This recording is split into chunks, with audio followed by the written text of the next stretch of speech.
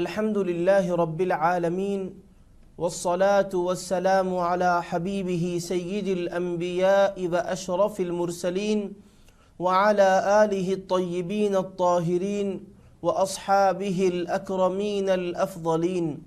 وعلى من أحبهم وتبعهم بإحسان أجمعين إلى يوم الدين. أما بعد، فأعوذ بالله من الشيطان الرجيم. بسم الله الرحمن الرحيم. ألا إن أولياء الله لا خوف عليهم ولا هم يحزنون. وقال سبحانه وتعالى في موضع آخر: لهم البشرى في الحياة الدنيا وفي الآخرة لا تبديل لكلمات الله ذلك هو الفوز العظيم. صدق الله مولانا العظيم. وقال تعالى في شأن حبيبه الكريم: إن الله وملائكته يصلون على النبي يا أيها الذين آمنوا صلوا عليه وسلموا تسليما. اللهم صل على سيدنا محمد وعلى آله وصحبه أفضل صلواتك وعدد معلوماتك وبارك وسلم. ناظرین کرام و سامعین، اللہ سبحانہ و تعالیٰ کا فضل و کرم ہے کہ اس نے ہمیں اپنے حبیب کریم رؤوف الرحیم صلی اللہ علیہ وآلہ وصحبہ وسلم کی امت بابرکت میں پیدا فرمایا۔ اللہ سبحانہ و تعالیٰ نے اپنے بندوں کی ہدایت اور رہنمائی کے لیے حضرات انبیاء کرام علیہم الصلوات والسلام کو دنیا میں مبعوث فرماتا رہا۔ حضرت آدم علیہ السلام سے لے کر حضرت عیسیٰ علیہ السلام تک کم و بیش 1,23,999 پیغمبر دنیا میں تشریف لاتے رہے، اور سب سے اخیر میں اللہ تعالیٰ نے ہمارے آقا و مولا، نبیوں کے سردار، حبیب کردگار، شافع روز شمار حضرت احمد مجتبیٰ محمد مصطفیٰ صلی اللہ علیہ وآلہ وسلم کو امام الانبیاء سید المرسلین بنا کر اس کائنات میں مبعوث فرمایا ہے۔ حضور اکرم صلی اللہ علیہ وسلم دنیا میں تشریف لائے تو کفر و شرک کے کھٹاٹوپ سیاہ بادل جو چھائے ہوئے تھے وہ ختم ہو گئے۔ حبیب پاک صلی اللہ علیہ وسلم دنیا میں تشریف لائے تو اسلام کا بول بالا ہوا۔ نبی پاک علیہ السلام دنیا میں تشریف لائے تو ظالموں کو کیفر کردار تک پہنچایا، مظلوموں کو ان کا حق دلوایا۔ حبیب پاک صلی اللہ علیہ وسلم دنیا میں تشریف لائے تو امن و سلامتی کا پیغام دیا، اخوت اور بھائی چارگی کا درس دیا، اور پریم محبت کی تعلیم حبیب پاک علیہ السلام نے عطا فرمائی ہے۔ حضور پاک صلی اللہ علیہ وسلم بندگان خدا کے جو خالق سے کٹے ہوئے رشتے کو دوبارہ جوڑتے ہیں اور پھر لوگوں کو توحید اسلام کا درس دیتے ہیں، قرآن مجید کی تعلیم دیتے ہیں، کعبۃ اللہ شریف کی عظمت کو بتاتے ہیں۔ حبیب پاک علیہ السلام یہ مشن کے ساتھ صحابہ کرام رضوان اللہ تعالی علیہم اجمعین اور حضرات اہل بیت اطہار رضوان اللہ تعالی علیہم اجمعین کو تیار کیے۔ لیکن حبیب پاک علیہ السلام کے بعد اب کوئی نبی اور رسول آنے والے نہیں ہیں، یہ متفقہ قرآن و حدیث کا عقیدہ ہے۔ لیکن اب بندگان خدا کی رہبری اور رہنمائی کے لیے، ان کو راہ راست پر لانے کے لیے، ان کو صراط مستقیم پر گامزن رکھنے کے لیے اب کیا کیا جائے، تو اللہ سبحانہ و تعالی ہر دور میں اولیاء کرام مصالحین عظام کو پیدا فرماتا ہے جو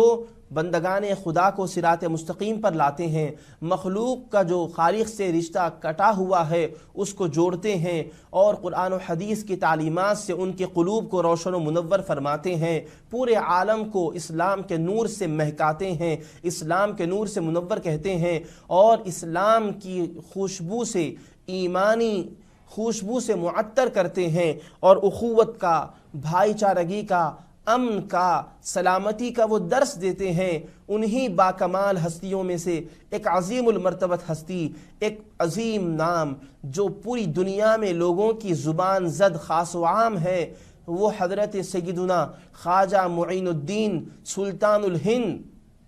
غریب نواز حسن سجزی رحمۃ اللہ تعالی علیہ کا مبارک نام ہے۔ آپ کا نام حسن ہے، معین الدین،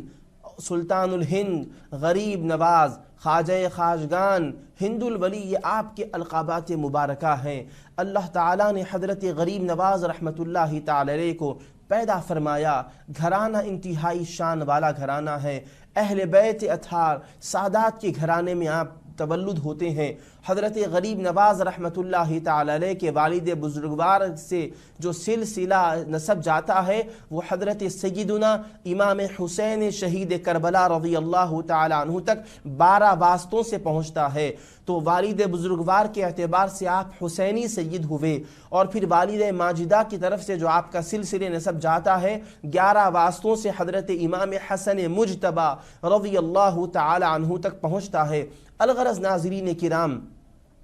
آپ نجیب الطرفین ہیں، والد بزرگوار بھی سید ہیں، حسینی سید، والد ماجدہ حسنی سیدہ ہیں۔ اس اعتبار سے دیکھا جائے تو اللہ تعالیٰ نے آپ کو انتہائی مبارک پاکیزہ گھرانہ عطا فرمایا۔ گھر کا ماحول بھی انتہائی معطر و منور ہے۔ حضرت سیدنا خواجہ معین الدین حسن سجزی سلطان الہند خواجہ خواجگان رحمۃ اللہ تعالی علیہ کی ولادت باسعادت انتہائی مبارک گھرانے میں ہوتی ہے۔ ماہ رجب ہے، 14 تاریخ ہے، حضرت سیدنا خواجہ معین الدین حسن سجزی رحمۃ اللہ تعالی علیہ کی ولادت 537 ہجری میں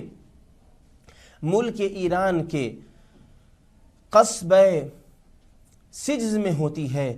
جو کہ صوبہ ہے سجستان، ملک ایران کا صوبہ ہے سجستان۔ اس صوبے کے قریہ سجز میں 14 رجب المرجب 537 ہجری اور پھر ماہ اپریل 1443 عیسوی میں سلطان الہند بروز دوشنبہ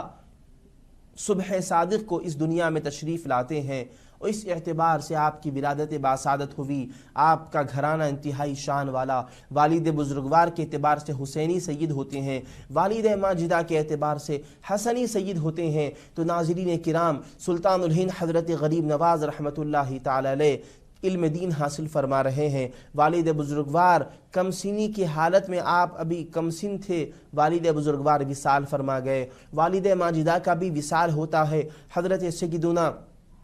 غریب نواز سلطان الہند رحمۃ اللہ تعالی علیہ علم دین حاصل فرما رہے ہیں۔ آپ انتہائی اخلاق عالیہ کے حامل ہیں، آپ کے عادات انتہائی مبارک ہیں، شریف خاندان ہیں، اور پھر آپ کے معمولات انتہائی اعلیٰ طریقے کے ہیں۔ حضرت غریب نواز رحمۃ اللہ تعالی علیہ کی مبارک رگوں میں جو خون ہے وہ حضرت امام حسین رضی اللہ تعالی عنہ کا خون ہے۔ حضرت غریب نواز رحمۃ اللہ تعالی علیہ یہ وہ عظیم ذات گرامی ہے کہ جن کی شان و عظمت، جن کے مقام و مرتبے کے بارے میں، جو کہ اولیاء کرام کے زمرے میں ایک عظیم مقام رکھتے ہیں، ان کے بارے میں قرآن مجید میں اللہ سبحانہ و تعالیٰ کا ارشاد ہے، الا ان اولیاء اللہ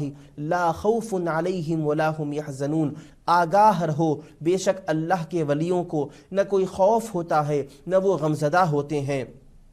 تو قرآن مجید میں ولیوں کے بارے میں بتایا گیا کہ وہ کسی سے گھبراتے بھی نہیں ہیں، اور کوئی چیز ان کو رنجیدہ بھی نہیں کرتی، کوئی سپر پاور طاقت بھی ان کو خوف زدہ نہیں کر سکتی، اور کوئی غم بھی ان کو، کوئی چیز بھی ان کو غمزدہ اور رنجیدہ نہیں کرتی۔ اللہ تعالیٰ سے ان کا مضبوط رشتہ اور تعلق ہوتا ہے، ہمیشہ وہ اللہ تعالیٰ کے ذکر میں، اس کی فکر میں، اس کی یاد میں، اس کی یافت میں ہمتاً مشغول اور مصروف رہتے ہیں۔ اللہ تعالیٰ کی قدرت کے مناظر کو دیکھتے ہیں، تجلیات الہی میں وہ مگن اور محو رہتے ہیں۔ الغرض ناظرین کرام، قرآن مجید میں ان کی شان و عظمت اس طریقے سے بیان کی گئی ہے۔ ایک اور مقام پر اللہ تعالیٰ ارشاد فرماتا ہے، لَهُمُ الْبُشْرَى فِي الْحَيَاةِ الدُّنْيَا وَفِي الْآخِرَةِ، کہ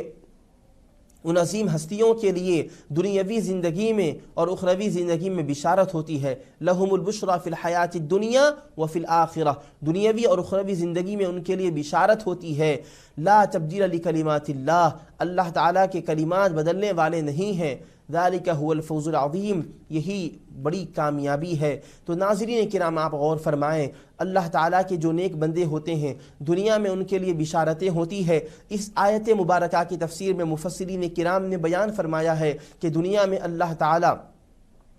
رؤیا صالحہ نیک خواب ان کو دکھاتا ہے اور آخرت میں ان کے لیے بشارت ہوتی ہے۔ اس سے مراد اللہ تعالیٰ آخرت میں جنت کا ان کو حقدار بناتا ہے۔ اور جو پہلے میں نے آیت مبارکہ کی تلاوت کی، الا ان اولیاء اللہ لا خوف علیہم ولا هم یحزنون، آگاہ رہو بے شک اللہ کے ولیوں کو نہ کوئی خوف ہوتا ہے نہ وہ غمزدہ ہوتے ہیں۔ اس آیت مبارکہ کے شان نزول سے متعلق، اس کی تفسیر سے متعلق حدیث مبارک موجود ہے۔ نبی پاک علیہ الصلاۃ والسلام ارشاد فرماتے ہیں، ان من عباد اللہ لاناسا ما هم انبیاء ولا شہداء یغبطهم الانبیاء والشہداء بمکانهم عند اللہ فواللہ ان وجوہهم لنور وانہم لعنا نور لا يخافون اذا خاف الناس ولا يحزنون اذا حزن الناس وقرأ هذه الآية الا ان اولیاء اللہ لا خوف علیہم ولا هم يحزنون۔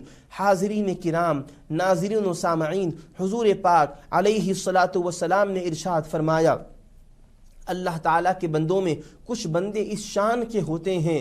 کہ وہ نہ تو نبی ہیں، نہ تو وہ انبیاء میں ہیں، نہ تو وہ مرسلین میں سے ہیں، نہ تو وہ شہداء میں سے ہیں، لیکن ان کی شان و عظمت قیامت کے دن ایسی دیکھنے کی ہوگی کہ وہ نہ تو نبی ہوں گے نہ شہید ہوں گے، لیکن ان کی شان و عظمت کو دیکھ کر انبیاء بھی ان کی تعریف کریں گے، شہداء بھی ان کی تعریف کریں گے۔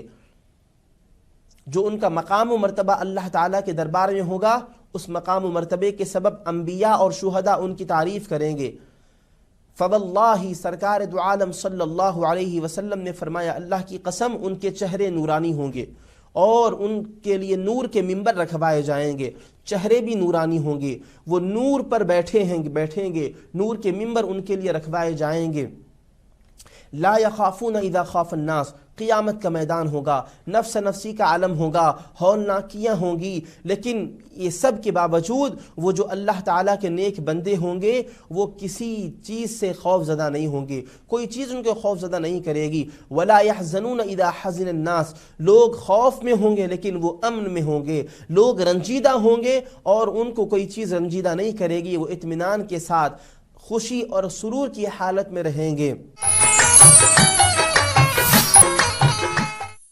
لا یخافون اذا خاف الناس، قیامت کا میدان ہوگا، نفس نفسی کا عالم ہوگا، ہولناکیاں ہوں گی، لیکن یہ سب کے باوجود وہ جو اللہ تعالیٰ کے نیک بندے ہوں گے وہ کسی چیز سے خوف زدہ نہیں ہوں گے، کوئی چیز ان کو خوف زدہ نہیں کرے گی۔ ولا يحزنون اذا حزن الناس، لوگ خوف میں ہوں گے لیکن وہ امن میں ہوں گے، لوگ رنجیدہ ہوں گے اور ان کو کوئی چیز رنجیدہ نہیں کرے گی، وہ اطمینان کے ساتھ خوشی اور سرور کی حالت میں رہیں گے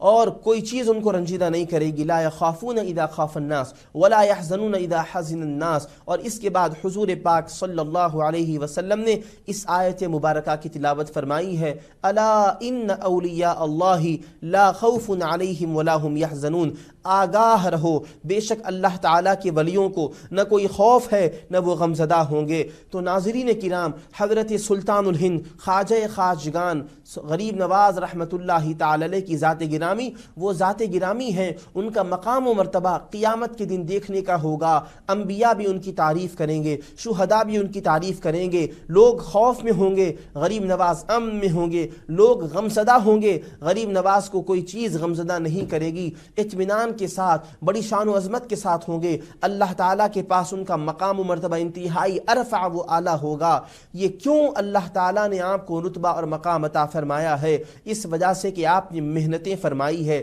ریاضتیں فرمائی ہے، مجاہدات فرمائے ہیں، خواہشات کو آپ نے ترک کیا، چین و سکون کو آپ نے ترک کیا،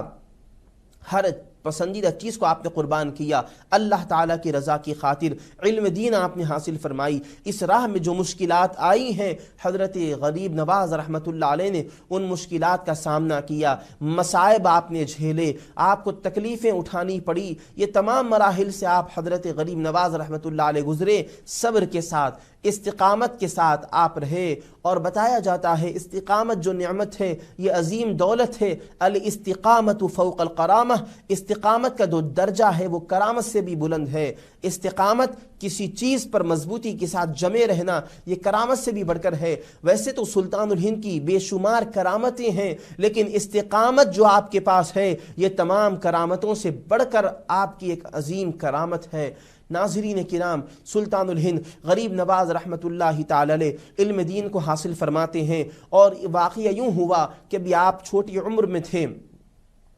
کہ آپ کے والد بزرگوار وصال فرما گئے، والد ماجدہ بھی بعد میں وصال فرما گئیں۔ والد بزرگوار جن کا نام مبارک حضرت سیدنا غیاث الدین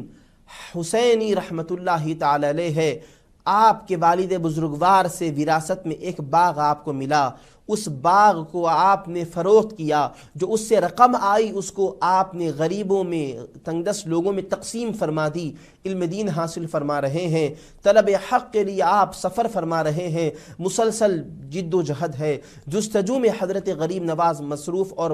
مگن ہیں۔ آپ بغداد کا سفر فرماتے ہیں، آپ سنجان کا سفر فرماتے ہیں، ہمدان کا سفر فرماتے ہیں، حرمین طیبین کا سفر فرماتے ہیں، مختلف علاقوں کا آپ نے سفر کیا، ہارمن کا سفر کیا، اولیاء کرام کی خدمت میں حاضر ہوتے ہیں، فیوز و برکات کو حاصل فرماتے ہیں، یہاں تک کہ سنجان میں حضرت نجم الدین کبریٰ رحمۃ اللہ علیہ کی خدمت میں حاضر ہوئے، وہاں سے فیوز و برکات آپ نے حاصل فرمائے۔ ہمدان میں حضرت ابو یوسف یعقوب ہمدانی رحمۃ اللہ تعالی علیہ سے آپ نے فیوز و برکات حاصل فرمائے ہیں، اور پھر بغداد میں حضرت ابو نجیب ضیاء الدین سہروردی رحمۃ اللہ تعالی علیہ سے آپ نے فیوز و برکات حاصل فرمائے ہیں۔ یہاں تک کہ مزید آپ کو اشتیاق ہوا تو آپ پہنچتے ہیں ہارون، حضرت سیدنا خواجہ عثمان ہارونی رحمۃ اللہ تعالی علیہ کی خدمت میں پہنچتے ہیں، تقریباً 1.5-2.5 سال آپ کی خدمت میں رہے، فیوز و برکات کو حاصل فرمائے۔ حضرت خواجہ عثمان ہارونی رحمۃ اللہ تعالی علیہ کے دربار میں پہنچے اور کمال آپ کو وہاں نصیب ہوا۔ حضرت عثمان ہارونی رحمۃ اللہ علیہ کی نگرانی میں ریاضتیں، مجاہدات چل رہے ہیں، مسلسل جد و جہد ہے، آپ عبادت میں مصروف ہیں، ذکر و اذکار میں مصروف ہیں، تسبیح و تحلیل میں مصروف ہیں، نماز ادا فرما رہے ہیں، لوگوں کی مدد بھی فرماتے ہیں، یتیموں کے سر پر دست شفقت بھی پھیرتے ہیں۔ الغرض آپ وہاں پر کمال کو پہنچتے ہیں، اللہ تعالیٰ نے آپ کو اونچا رتبہ مقام عطا فرمایا۔ بلا طلب حضرت خواجہ عثمان ہارونی رحمۃ اللہ تعالی علیہ نے آپ کو خرقہ خلافت سے سرفراز فرمایا۔ 52 سال کی عمر مبارک میں پیر و مرشد نے آپ کو خرقہ خلافت کی عظیم نعمت و دولت سے سرفراز فرمایا، اور پھر حضرت سلطان الہند غریب نواز رحمۃ اللہ تعالی علیہ اپنے پیر و مرشد کے ہمراہ سفر حج کے لیے تشریف لے جاتے ہیں۔ پاپیادہ سفر ہو رہا ہے، مکہ مکرمہ پہنچتے ہیں، حج کی سعادت حاصل ہوتی ہے، ارکان حج ادا کرتے ہیں، کعبۃ اللہ شریف کا طواف ہوتا ہے۔ حضرت خواجہ عثمان ہارونی رحمۃ اللہ علیہ سرکار غریب نواز رحمۃ اللہ علیہ کے حق میں دعا فرماتے ہیں، دست مبارک کو اٹھا کر اللہ تعالیٰ کے دربار میں ان کے حق میں دعا فرماتے ہیں۔ اللہ سبحانہ و تعالیٰ نے حضرت غریب نواز رحمۃ اللہ تعالی علیہ کو اپنے دربار میں قبول فرمایا، تو حضرت خواجہ عثمان ہارونی رحمۃ اللہ علیہ فرماتے ہیں کہ میں نے آپ کے معاملے کو کمال تک پہنچا دیا۔ مکہ مکرمہ میں مناسک حج ادا کیے گئے، طواف کیا گیا، اور پھر کعبۃ اللہ شریف کی زیارت ہوئی، آب زمزم نوش کیا گیا، وہاں پر جو مقدس صفا مروہ کی پہاڑیاں ہیں ان پہاڑیوں کی زیارت ہوئی، صفا مروہ کی سعی ہوئی۔ الغرض تمام ارکان اور واجبات مناسک حج کے جو ادا کیے گئے، اس کے بعد حضرت سیدنا خواجہ غریب نواز رحمۃ اللہ تعالی علیہ اپنے پیر و مرشد کے ساتھ مدینہ منورہ تشریف لاتے ہیں۔ آپ کے پیر و مرشد نے فرمایا کہ سرکار دو عالم صلی اللہ علیہ وسلم کی خدمت میں دربار میں سلام عرض کیجئے۔ حضرت سیدنا غریب نواز سلطان الہند عطائے رسول ہند الولی رحمت اللہ تعالی علیہ سرکار کے دربار میں سلام عرض کرتے ہیں، تو حضور پاک صلی اللہ علیہ وسلم کے دربار سے سلام کا جواب آتا ہے۔ اب آپ اندھا غور فرمائیے، یہاں پر جو جواب دربار رسالت مآب علیہ الصلوۃ والسلام سے سلطان الہند کے لیے آتا ہے، اس جواب میں حضرت غریب نواز رحمت اللہ تعالی علیہ کے مقام و مرتبے کا اظہار ہے، آپ کی شان و عظمت کا بیان اس کے اندر موجود ہے۔ جب آپ نے سلام عرض کیا مصطفیٰ علیہ الصلوۃ والسلام کے دربار میں، تو جواب آتا ہے وعلیک السلام یا قطب المشائخ، اور دوسری روایت میں آتا ہے وعلیک السلام یا قطب مشائخ البر والبحر۔ نبی پاک علیہ الصلوۃ والسلام کے دربار سے جواب آتا ہے اے بر و بحر کے مشائخ کے قطب، آپ پر بھی ہمارا سلام ہو۔ تو نبی پاک علیہ الصلاۃ والسلام کے دربار میں حضرت غریب نواز سلطان الہند حاضر ہوئے تو سرکار دو عالم صلی اللہ علیہ وسلم نے آپ کو مشائخ بر و بحر کا قطب عطا فرمایا، قطبیت کا مقام دربار مصطفیٰ سے آپ کو ملا۔ پھر نبی پاک علیہ الصلاۃ والسلام کے حکم پر، آپ کی ایما پر حضرت غریب نواز رحمۃ اللہ علیہ دیار ہند کا رخ فرماتے ہیں، اور آپ بغداد شریف سے ہوتے ہوئے حضرت سیدنا شیخ عبد القادر جیلانی رحمۃ اللہ تعالی علیہ سرکار غوث پاک کی خدمت میں حاضر ہوتے ہیں۔ 5 ماہ کچھ دن وہاں پر قیام ہوتا ہے، فیوز و برکات کو حاصل فرماتے ہیں۔ وہاں سے پھر آپ ہندوستان تشریف لاتے ہیں، دہلی آپ تشریف لائے، لاہور کے ذریعے سے آپ دہلی تشریف لائے، وہاں پر بندگان خدا آپ سے فیوز و برکات حاصل فرمائے ہیں۔ پھر اجمیر کو آپ نے مستقر بنایا، اجمیر میں تشریف فرما رہ کر وہاں سے فیوز و برکات کا سلسلہ آپ نے پوری دنیا میں پھیلایا۔ آپ کو جو دیکھتے ہیں آپ کی خدمت میں حاضر ہو کر اپنے گناہوں سے تائب ہو کر دست مبارک پر مشرف و اسلام ہو رہے ہیں، لوگ ذوق در ذوق اسلام کے اندر داخل ہوتے جا رہے ہیں۔ حضرت غریب نواز رحمۃ اللہ تعالی علیہ کی مقبولیت کو دیکھیے، آپ جب ہندوستان تشریف لائے تیر و تلوار لے کر نہیں آئے، نیزے اور بھالے لے کر نہیں آئے، غریب نواز ہندوستان تشریف لائے تو نبی پاک علیہ الصلاۃ والسلام کے اخلاق و کردار کو لے کر آئے، مصطفیٰ علیہ الصلاۃ والسلام کے عادات و اطوار کا مثالی نمونہ بن کر ہندوستان تشریف لائے۔ جو آپ کو دیکھ رہے ہیں، آپ کے چہرے مبارک کو دیکھتے ہیں، چہرے کی نورانیت، اخلاق و کردار، عادات و اطوار، چلنا پھرنا، اٹھنا بیٹھنا، گفتگو فرمانا، لوگوں کے ساتھ معاملات کرنا، جب ان چیزوں کو لوگ دیکھتے ہیں تو آپ کے گرویدہ ہوتے ہیں، بڑے متاثر ہو کر مشرف و اسلام ہوتے ہیں۔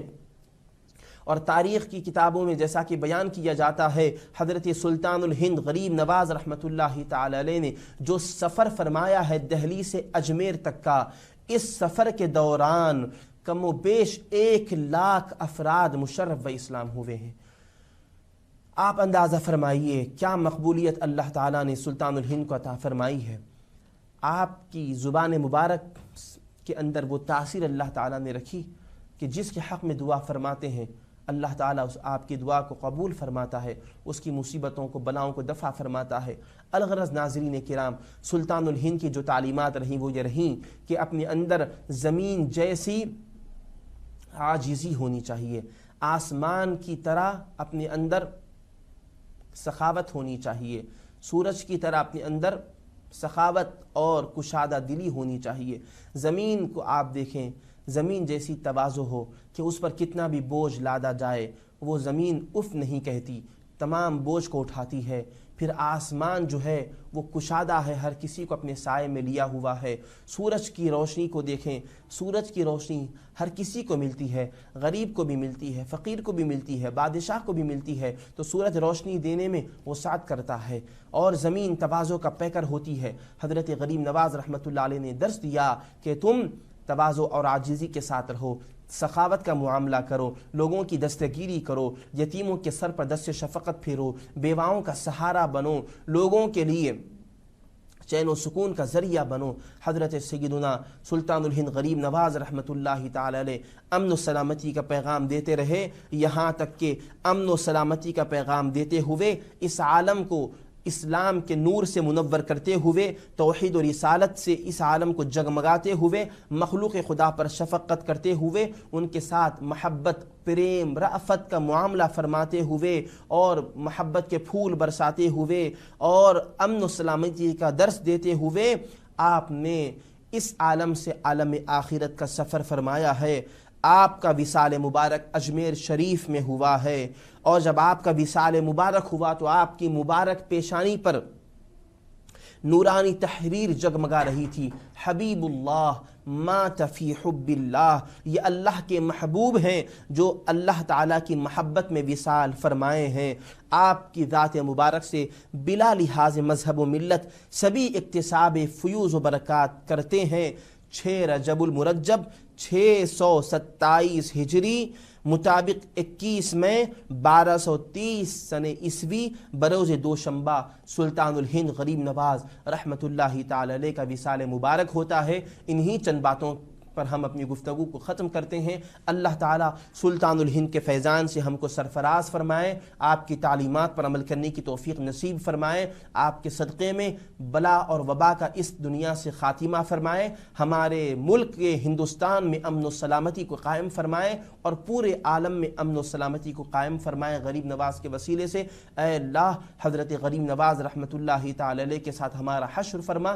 حضرت کے فیوز و برکات سے ہم کو مالا مال فرما۔ وصلی اللہ تعالی علی خیر خلقہ سیدنا محمد وعلی آلہ وصحبہ اجمعین والحمد للہ رب العالمین۔